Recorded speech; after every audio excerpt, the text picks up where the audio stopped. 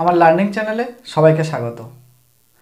বেশিরভাগ স্টুডেন্টদের simple present বা প্রেজেন্ট ইনডিফিনাইট টেন্সের একটু প্রবলেম হয়, কারণ এখানে থার্ড পারসন সিঙ্গুলার নাম্বার অনুসারে ভার্বের সঙ্গে এস বা ইএস বসানোর যে ব্যাপারটা, এই জায়গাটাতেই প্রবলেমটা হয়।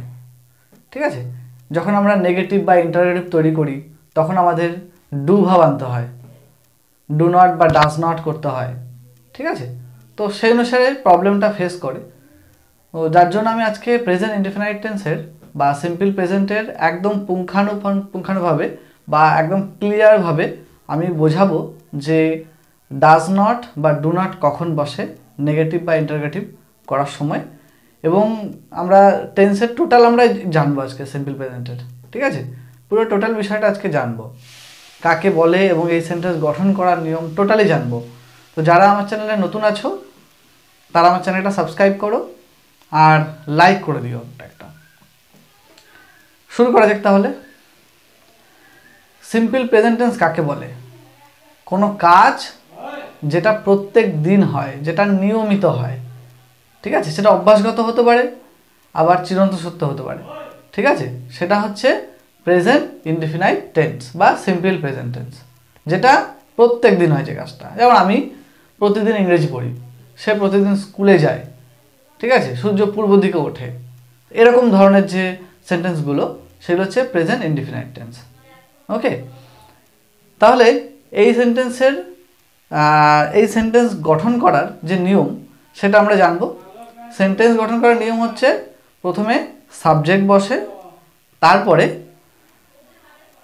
মেন ভার্বের ওয়ান বসে বা মেন ভার্বের প্রেজেন্ট ফর্ম বসে সাবজেক্টের পর। ওকে, এবার মেন ভার্বের সঙ্গে এস বা ইএস যোগ হয় যখন subject third person singular number হয়। কর্তা যদি থার্ড পারসন সিঙ্গুলার হয়। থার্ড পারসন সিঙ্গুলার কি?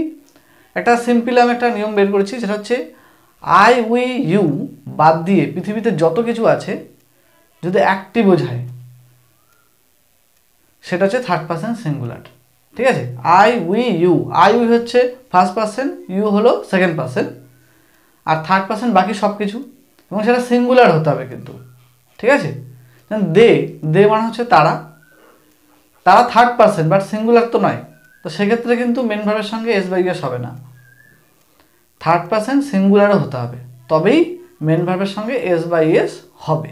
ওকে, তাহলে আমরা এটা বুঝলাম যে সাবজেক্টের পর মেন ভার্বের ওয়ান বা মেন ভার্বের প্রেজেন্ট ফর্ম, সাবজেক্ট যদি থার্ড পারসন সিঙ্গুলার হয় ভার্বের সঙ্গে এস বা ইএস। এবার এই সেন্টেন্স যখন আমরা নেগেটিভ করব এই সেন্টেন্সের, তখন আমাকে ডু ভাব আনতে হবে, কারণ এখানে কোনো হেল্পিং ভাব বা অক্সিলারি ভাব নেই। Am, is, are, was, were, have, has, shall, will, এগুলো কিচ্ছু নেই কিন্তু, যার জন্য আমাকে নেগেটিভ বা ইন্টারোগেটিভ করার জন্য ডু ভাব আনতে হবে, ডু বা ডাস ইউজ করতে হবে। সাবজেক্ট যদি থার্ড পারসন সিঙ্গুলার হয় তাহলে ভার্বের সঙ্গে এস হয়, সেক্ষেত্রে কিন্তু আমাকে ডাজ নট করতে হবে। যেমন হি, হি হচ্ছে থার্ড পারসন এবং সিঙ্গুলার, যার জন্য যদি বলি সে ইংলিশ পড়ে না, হি ডাজ নট রিড ইংলিশ।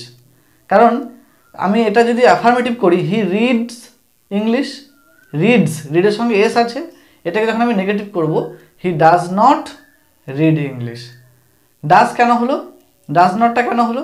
কারণ এই রিডের সঙ্গে এস আছে, রিডের সঙ্গে এস থাকার জন্য ডাজ নট বসে আমি নেগেটিভ করলাম। ঠিক আছে, এবার যদি বলা হতো যে আমি ইংলিশ পড়ি না, তখন I do not read English. কেন ডু নট হতো? কারণ আমি যখন অ্যাফার্মেটিভ এটা করবো, নর্মালি আমি ইংলিশ পড়ি, তাহলে I read English, I read, রিডের সঙ্গে এস নেই কিন্তু। ঠিক আছে, যার জন্য I do not read English. S থাকলে কিন্তু ডাজ নট হতো, এস থাকলে ডাজ নট হতো, এস নেই বলে ডু নট। ওকে, তাহলে এটা হচ্ছে নেগেটিভ।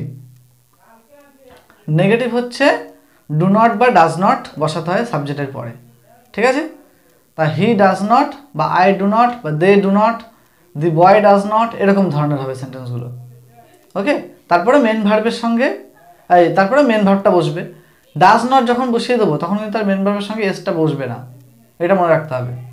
আবার সেরকমই ইন্টারোগেটিভ করার জন্য আমাকে ডু বা ডাস আগে আনতে হবে, সাবজেক্টের আগে ডু বা ডাস আনতে হবে। যেমন সাপোজ এরকম যদি বলি যে সে সে কি ইংরেজি পড়ে, ঠিক আছে। আমরা এমনি নর্মালি করে হি রিডস ইংলিশ, সে কি ইংরেজি পড়ে, তাহলে ডাস হি রিড ইংলিশ, ডাস সাবজেক্টের আগে বসবে, ঠিক আছে, কারণ রিডের সঙ্গে এস আছে বলে আমরা ডাস আগে বসাচ্ছি। তাহলে ডাজ হি রিড, রিডের সঙ্গে আর তখন এস থাকবে না, কারণ ডাস বসিয়ে দিচ্ছি। তাহলে ডাজ হি রিড ইংলিশ, জিজ্ঞাসা চিহ্ন। ওকে, এরকম। যেমন তারা কি মাঠে খেলে, নর্মালি আমি যদি বলি তারা মাঠে খেলে, ঠিক আছে, তাহলে they play in the ground বা ইন দ্য ফিল্ড, ঠিক আছে। তাহলে তারা কি মাঠে খেলে, তাহলে ডু দে প্লে, তাহলে ডু দে প্লে, ডু হলো কেন, কারণ প্লে আছে শুধু, ঠিক আছে। আর যদি এখানে এস থাকতো তাহলে ডাজ হতো।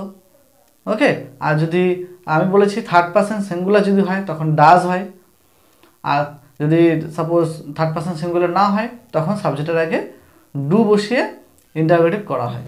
ওকে, তাহলে বোঝা গেল। তাহলে এই ভিডিওতে সিম্পল প্রেজেন্ট টেন্স সম্পর্কে খুব পরিষ্কারভাবে জানানো হলো কীভাবে ইন্টারোগেটিভ বা নেগেটিভ করা হয়, ঠিক আছে। আর যদি এরকম ভিডিও আরও দেখতে চাও বা ইংলিশে আরও দক্ষ হতে চাও তাহলে আমার চ্যানেলটা সাবস্ক্রাইব করো এবং লাইক করো, ঠিক আছে। আজকের মতো টাটা, বাই বাই।